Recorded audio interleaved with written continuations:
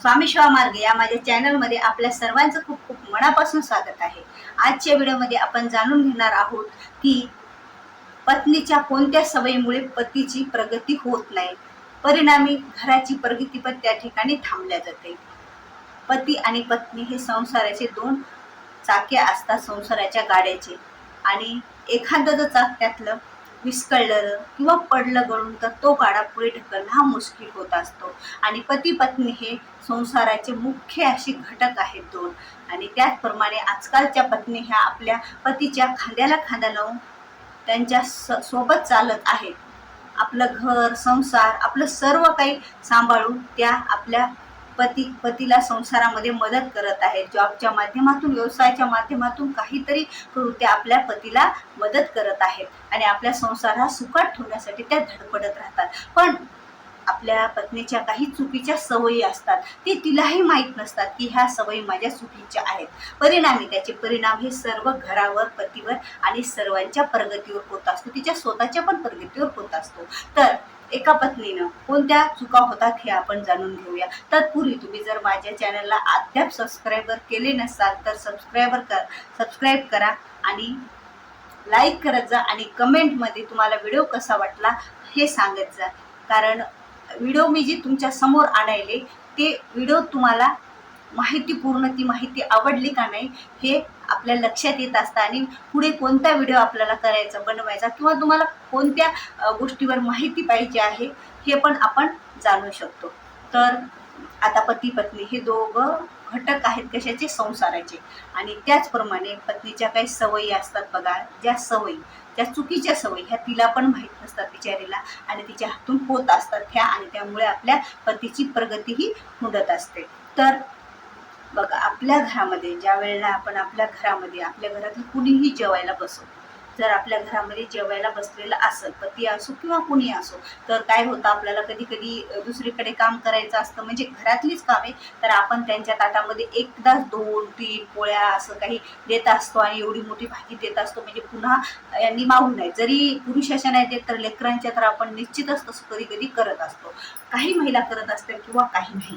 तर ती तर चूक आपल्याला टाळायची आहे, कारण 3 पोळ्या 2 पोळ्या हे एकदाच ताटामध्ये कधीही वाढायच्या नसतात। जर तुम्हाला घाई असेल तर तुम्ही तिथे ठेवून द्या, समोर ते टोपलं, पोळ्यांचं, भाजीचं पातेलं सर्व काही त्यांच्याजवळ ठेवा आणि नंतर कामाला जा, किंवा तेवढा वेळ तुमचं काम हे थांबवा।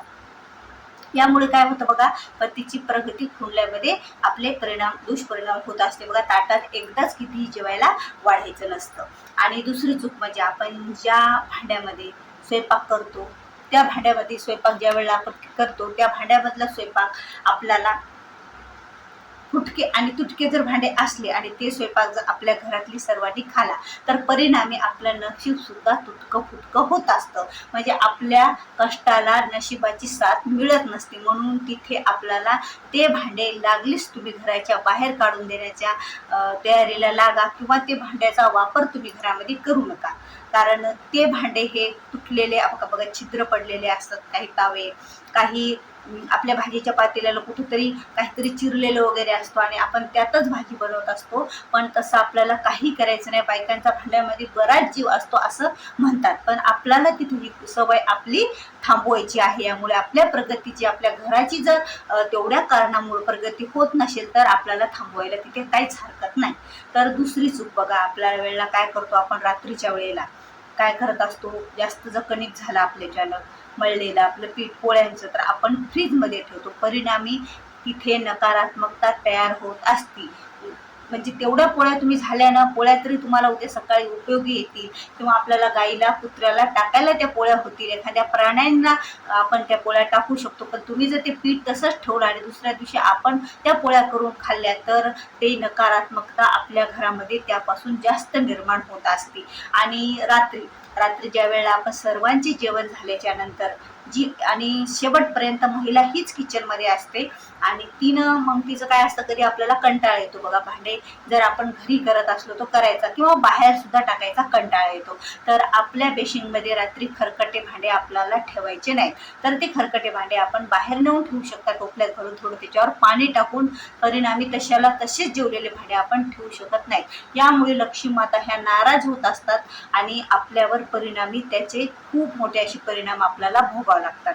आणि किती वेळ बघा, आपण ज्या भांड्यामध्ये स्वयंपाक करतो, म्हणजे आपण ज्या भांड्यामध्ये कणिक भिजवतो, आपण जे आपलं पोळपाट लाटणं असतं, बेलणं असतं, ते तसंच खरकट किती वेळ ठेवायचं नाही बघा. त्यामुळे काय होत असतं, आपल्या घरातली प्रगती खुंटत असते. आता बऱ्याच जणांना वाटतं की नाही, हे अंधश्रद्धा आहे, काहीतरी आहे, याचं वैज्ञानिक कारण कोणतं असेल. तर मी तुम्हाला सांगू का, जसं वैज्ञानिक महत्त्वाचं आहे तेवढं अध्यात्म पण महत्त्वाचं आहे. पण वैज्ञानिक दृष्ट्या सांगितलं तर त्या भांड्यावर किती वेळ जर राहिले तर तिथलं वातावरण बघा कसं होतं, चिलटं, डास, माशा वगैरे. आता ते जीवजंतू तिथे खराब कुठले तरी येऊन त्याच्यावर बसतात. परिणामी आपण ते स्वच्छ जरी करून घेतलं तरी काही नाही काही अंश त्याच्यात असतो आणि त्यामुळे आपण बिमार पडतो आणि कोणत्या नाही तर कोणत्या माध्यमातून आपल्या मग डॉक्टरकडे हा का होईना आपला पैसा हा जातोच बाहेर. म्हणजे मग आपली प्रगती खुंटायला हे कारणीभूत आहेच. त्याचं वैज्ञानिक दृष्ट्या आणि आध्यात्मिक दृष्ट्या दोन्ही आपले हे कारण आहेत. आता तुम्हाला सांगायचं महत्त्वाचं म्हणजे, आपण ज्या वेळेला सायंकाळ होती बघा 4च्या आणि 7च्या दरम्यान किंवा 5च्या नंतर आपल्या घरामध्ये आपण दही कुणाकडूनही आणायचं नाही आणि कुणालाही दही आपण द्यायचं नाही खायला, किंवा आपण इरजण म्हणून आणतो ते पण करायचं नाही. आणि जर आपण डेअरीहून दही आणत असलो तरीही आपण डेअरीहून सुद्धा त्यावेळेला दही ताक आणायचं नाही सायंकाळी 5च्या नंतर. ही गोष्ट आपल्याला तिथे टाळायची आहे. ती आंबट वस्तू आहे, ती इरजण घातलेली वस्तू आहे आणि ती त्यावेळेला आपल्या घरामध्ये आणायची नसती किंवा आपल्या घरातली दुसऱ्याला कोणाला द्यायची पण नसती. यामुळे काय होत असतं बघा, आपल्या घरातल्या प्रगतीवर इरजण पडत असतं. आपण केलेल्या कष्टावर त्याचं इरजण पडतं आणि अभावी आपल्या कष्टाचं चीज होत नाही आणि आपल्याला जो मोबदला कष्टाचा पाहिजे तो मिळत नसतो. आणि 5वी गोष्ट म्हणजे, ज्या वेळेला आता आपल्या घरामध्ये जे काही कपडे बघा, खूप दिवसाचे कपडे असतात आणि आपण ते काहीच काम नसतं आणि ते दरवेळेस तसंच ठेवत असतो, त्याला तसंच ठेवत असतो, ते काहीच कामाचे नसतात. एक तर ते तुम्ही गरिबाला देऊन टाका कुण्या, किंवा त्याचे लवकरात लवकर आपण त्याला वापरात आणा पुसण्यासाठी, काही करण्यासाठी, किंवा मग ते कपडे आपण इतरत्र कुठेतरी टाकून द्या, जेणेकरून त्याचा परिणाम आपल्या घरामध्ये निगेटिव्ह ऊर्जा आणायला होत असतो.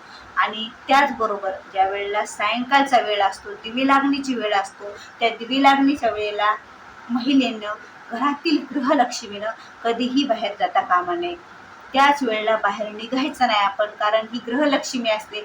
जेव्हा महालक्ष्मी घरात प्रवेश करत असते त्यावेळेला गृहलक्ष्मी स्वागताला आपल्या घरातच लागत असते, कारण ही घराची गृहलक्ष्मी असते. एक स्त्री ही घराची लक्ष्मी असते आणि तिच्यापासूनच बघा एका पुरुषाची प्रगती होत असते. असं म्हणतात की एका पुरुषाच्या पाठीमागे एका स्त्रीचा असा भक्कम हात असतो तिचा, त्यामुळेच तर तो पुरुष हा उंच गतीला पोहोचत असतो, म्हणजे त्याला त्याच्या जीवनामध्ये प्रगती होत असते. त्यामुळेच आपल्याला या छोट्या मोठ्या गोष्टी, आपल्या ज्या चुकीच्या सवयी आहेत त्या आपल्याला टाळायच्या आहेत आणि त्या पाळायच्या पण आहेत.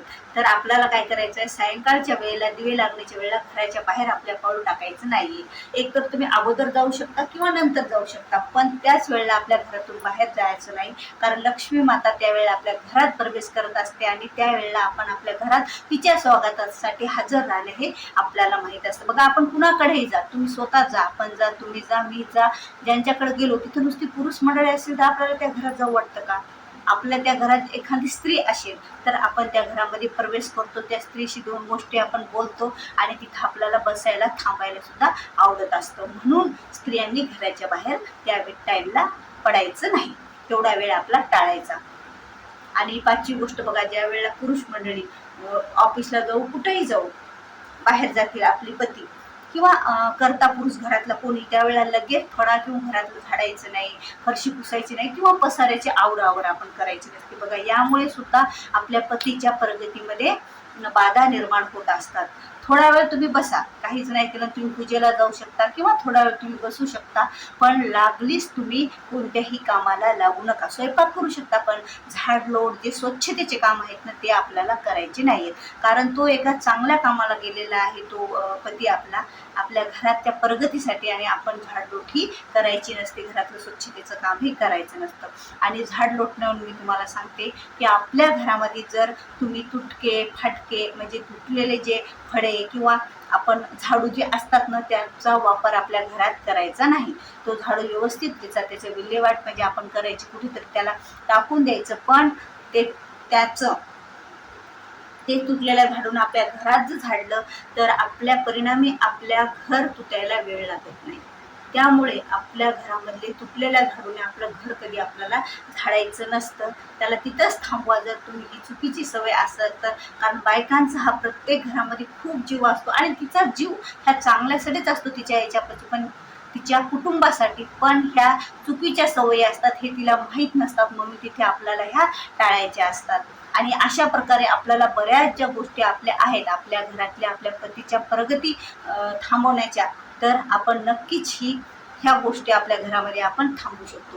व्हिडिओ आवडल्यास व्हिडिओला लाईक करा, शेअर करा, नवीन असाल तर सबस्क्राईब करा. व्हिडिओ पुन्हा अशाच एका नवीन व्हिडिओसोबत. तोपर्यंत श्री स्वामी समर्थ.